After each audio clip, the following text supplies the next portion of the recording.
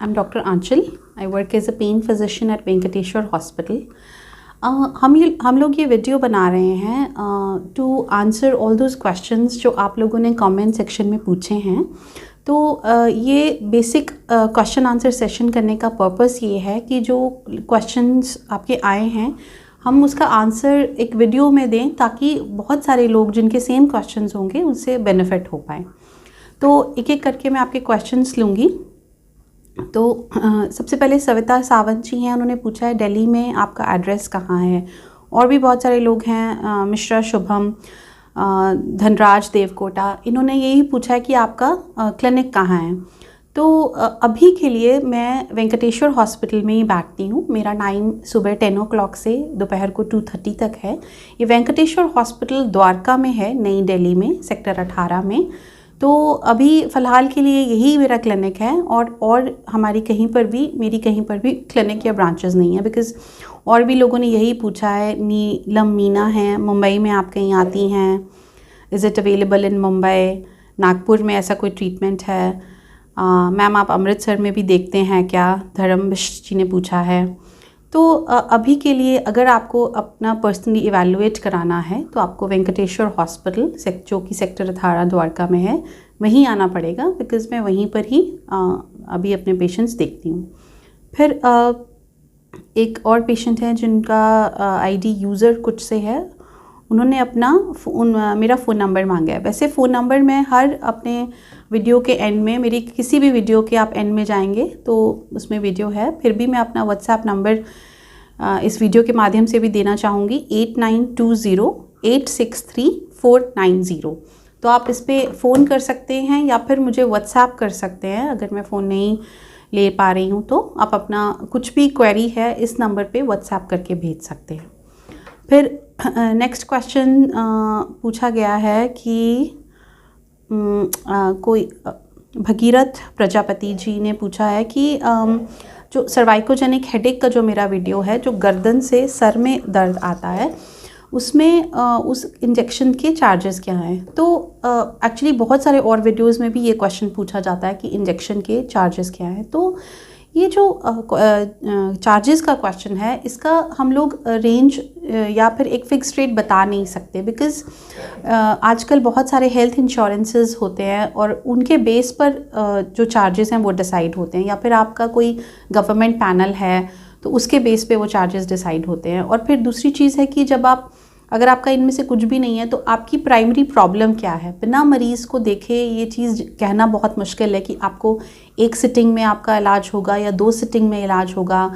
और फिर जो अगर आप कुछ बेसिक इन्वेस्टिगेशन करा के आए हैं और हमें उसके ऊपर कुछ कराने की ज़रूरत नहीं है तो इन्वेस्टिगेशन में कुछ भी खर्चा नहीं होगा. लेकिन आप बिल्कुल ऐसे फ्रेश आ रहे हैं तो हमें पहले कुछ इन्वेस्टिगेशन करानी पड़ेंगी. देखना पड़ेगा कि आपकी बीमारी किस स्टेज पर है, तभी हम बता पाएंगे कि कितना खर्चा इसमें आ पाएगा. तो ट्रीटमेंट ही डिसाइड करता है. हम लोग ये जनरल 20,000 60,000 ऐसे कोई फिगर कोट नहीं कर सकते.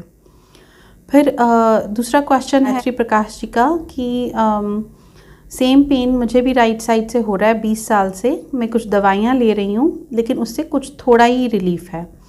तो जो अगर आपको थोड़ा रिलीफ है दवाइयों से, इसका मतलब है कि जो आपका डायग्नोसिस है वो ठीक बना है और दवाइयाँ उसमें कुछ हेल्प कर पा रही हैं. तो जो ये नसों की प्रॉब्लम होती है, इनमें अर्ली स्टेजेस में मेडिसिन ज़रूर हेल्प करती हैं. लेकिन जो लेट स्टेजेस होती हैं, मॉडरेट पेन है और आप इतना पेन है कि आप एक्सरसाइज भी नहीं कर पा रहे हैं, तो उसमें ये जो इंजेक्शंस जिनकी मैं हर वीडियो में बात करती हूँ उसमें ये इंजेक्शंस बहुत हेल्पफुल होते हैं. बिकॉज़ ये कॉज पे टारगेट होते हैं. जैसे आपकी नस दबी हुई है, अगर नस दब गई है तो नस की मेडिसिन्स थोड़ा थोड़ा, जो ट्रॉमा हो रहा है दबने से, जो इंजरी हो रही है उसको रिपेयर करती रहती है. तो जब तक आप दवाई खाते हैं आराम रहता है. लेकिन अगर हम ये दबाव को हटा सकें किसी इंजेक्शन से तो उसका कारण ही ख़त्म हो जाएगा. तो फिर आपको शॉर्ट टर्म, जब तक जितनी वो दबने से इंजरी थी, जब तक वो हील नहीं हो जाता तब तक आप वो दवाइयाँ लेते रहें और उसके बाद वो दवाइयाँ बंद भी हो जाती हैं. तो अगर आपको दवाइयों से आराम नहीं है या कम आराम है या बहुत लंबा टाइम हो गया दवाइयाँ लेते लेते, तो आप इन इंजेक्शंस के लिए आप मेरे पास आ सकते हैं. फिर नेक्स्ट क्वेश्चन है कि मैंने आपका सर्वाइकोजेनिक वाली वीडियो देखी, बहुत इन्फॉर्मेटिव हैं। थैंक यू सो मच कि आपको समझ आया। I want to WhatsApp you मेरा x-ray physical test C2 C3 का प्रॉब्लम मुझे बताया गया है।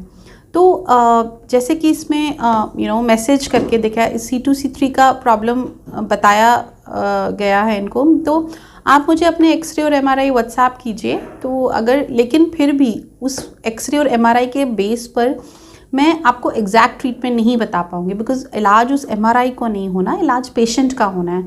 सेम लेवल ऑफ MRI भी सेम सिम्टम्स प्रोड्यूस नहीं करता। कभी कभी हम देखते हैं कि L4-5 L5S1 में इतनी बड़ी डिस्क है लेकिन मरीज़ को कोई तकलीफ़ नहीं है, तो उस केस में आप कोई दवाई या इंजेक्शन नहीं दोगे। लेकिन कभी कभी छोटी सी डिस्क भी जब नस को दबाती है तो इतना सीवियर दर्द होता है।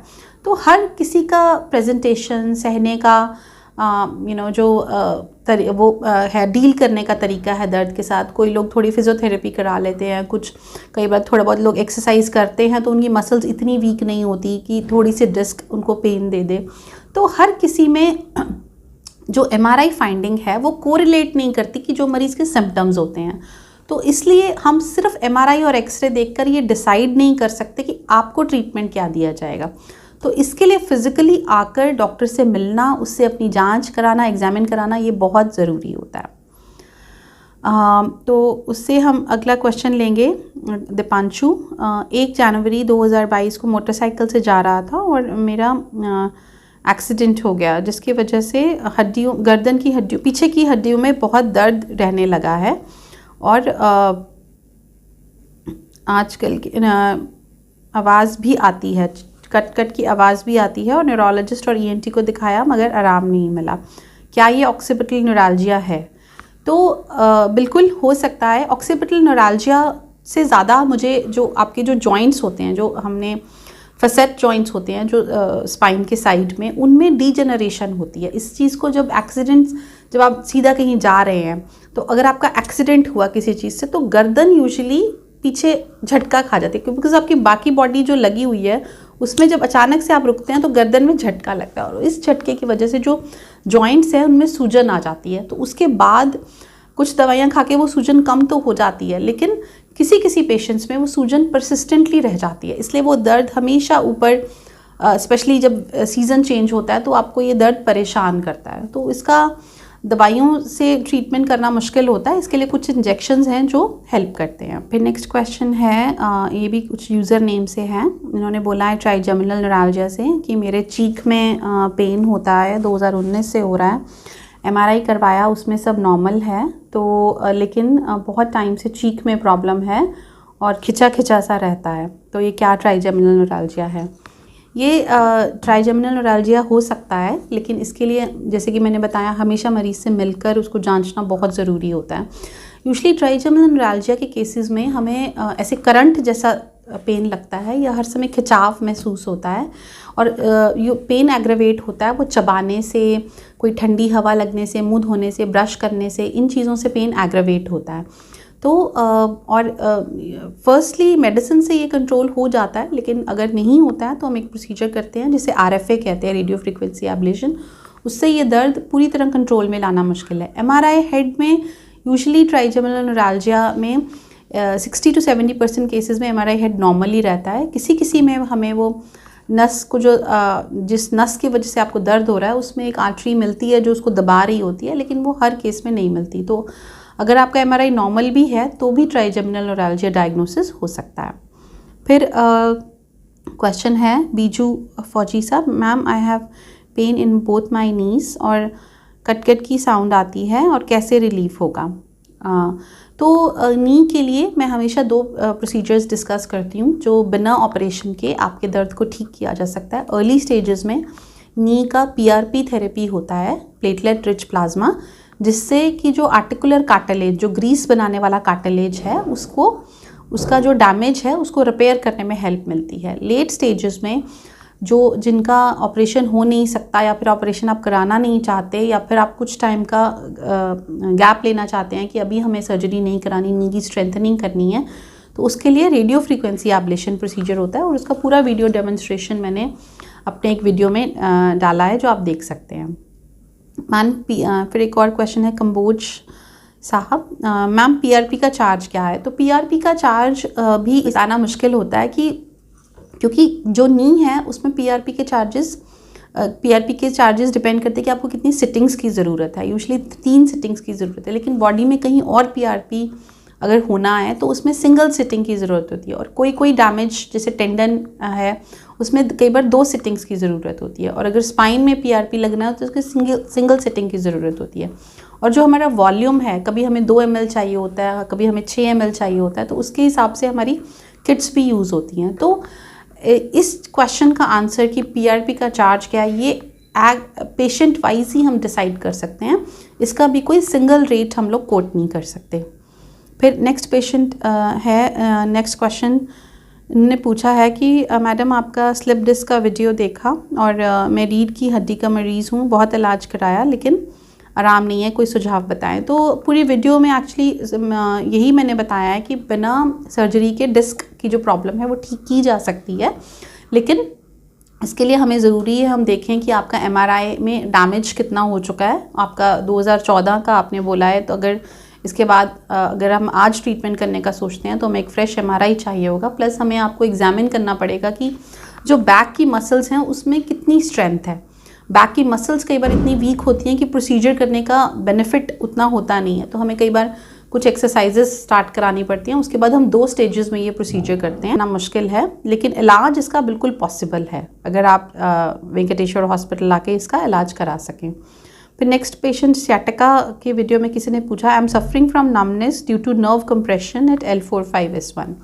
तो देखो, नसों का काम होता है हमें नॉर्मल महसूस करवाना। जब हम छू रहे हैं तो हमें नॉर्मल महसूस हो रहा है, लेकिन अगर ये नस इंजरी हो गई है किसी तरह से तो ये नस अपना काम नहीं कर पाएगी, इसलिए उस जगह पे सुन लगेगा। तो L4-5 और 5S1 में अगर डिस्क उस नस को दबा रही है और प्रोलॉन्ग्ड है टाइम, बहुत ज़्यादा लंबे समय से दबा रही है, तो वो नस ने अपना काम करना बंद कर दिया, तो इसलिए आपको सुनपन महसूस हो रहा है।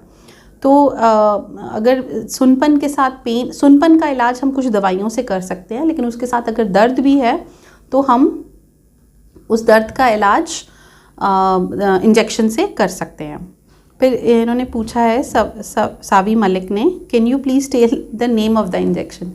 तो ये जो इंजेक्शंस होते हैं इनका बेसिकली कोई नाम नहीं है, these are the nerve injections. लेकिन और रेडियो फ्रीक्वेंसी एब्लेशन पीआरपी में बहुत तरह वैरायटी ऑफ प्रोसीजर्स हम लोग करते हैं। बेसिकली ये पेन मैनेजमेंट की अम्ब्रेला के अंडर ये प्रोसीजर आते हैं। ये आपकी प्रॉब्लम के ऊपर डिपेंड करता है कि या हम रेडियो फ्रीक्वेंसी एब्लेशन करेंगे या पीआरपी करेंगे या सिंपल नर्व ब्लॉक से आपका मदद हो जाएगी।